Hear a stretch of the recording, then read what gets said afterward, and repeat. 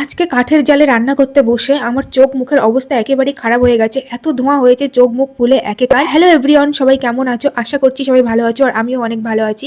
আজ আমি কিভাবে চিকেন রান্না করলাম রেসিপিটা তোমাদের সাথে শেয়ার করব। এখানে 2.5 কিলো চিকেন আছে। চিকেনটা আগে আমি ম্যারিনেট করে নিচ্ছি। একটু হলুদ, একটু লবণ ও একটু সরষের তেল দিয়ে চিকেনটা ম্যারিনেট করে রাখবো। আজকে রান্নাটা হচ্ছে কয়লার মুরগি। সব একসাথে খুব সুন্দর করে মিশিয়ে কিছুক্ষণ রেখে দেব।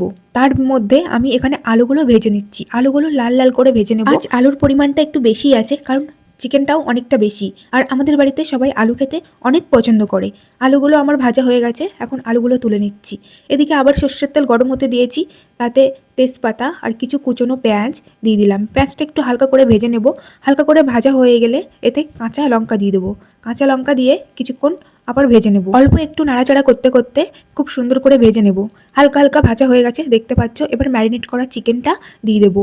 চিকেনটা দেওয়ার পরে কিছুক্ষণ কষিয়ে নেব। আমি কিন্তু এখন কোনো মশলা দেবো না, আগে চিকেনটা ভেজে নেব।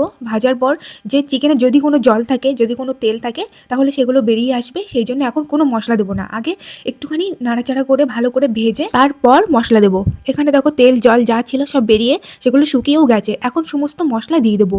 এখন দিয়ে দিচ্ছি রসুন বাটা, এখানে আদা বাটা, তারপর দিচ্ছি জিরা বাটা আর কিছু টমেটো কুচি। তো এগুলো দিয়ে ভালো করে নাড়াচাড়া করে চিকেনটা খুব সুন্দর করে কষাই করে নেব। কিছুক্ষণ কষাই করার পর এখন গুঁড়ো মশলাগুলো দিয়ে দিচ্ছি। এখানে দিচ্ছি মিট মশলা, লঙ্কা গুঁড়ো, ধনিয়া গুঁড়ো আর মরিচের গুঁড়ো। মরিচটা বাটা হয়নি, এটা গুঁড়োই দিলাম।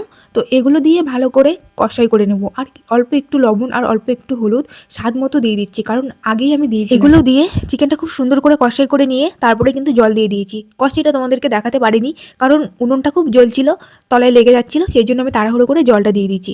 তো কি সুন্দর ফুটে উঠেছে। তারপরে গরম মশলা দিয়ে দিয়েছি। আর এই দেখো ফাইনালি কি সুন্দর একটা কালার চলে এসেছে, লাল লাল ঝাল ঝাল চিকেনের ঝোল। করা কমপ্লিট হয়ে গেছে। চোখ মুখের অবস্থা খুব খারাপ, ধোঁয়াতে একদম ফুলে ফুলে গেছে। তো আর আমার ভাই এখন জল গরম করতে বসেছে, পুকুরে জল ঢেলে চান করবে। তাই তোমাদেরকে দেখিয়েছিলাম আর দেখাচ্ছি কিভাবে জল গরম করছে ও। যে জল গরম করতে বসে পড়েছে, কাজের আছে বলতে হবে। আর এদিকে বাবা আগুন পোহাচ্ছে, খেয়ে ঠান্ডা লেগেছে। তো ঘর থেকে কাগজ এনে এনে আর কি সব এনেছে, এনে এখানে গরম জল করছে। এই যে তো আমি খেতে চলে এসেছি, টেস্ট করে দেখি কেমন হয়েছে। এই যে ভাই খেতে বসেছে, কেমন হয়েছে শুনে দেখি কেমন হয়েছে টেস্ট। মানে গালে লেগে থাকার মতো সত্যি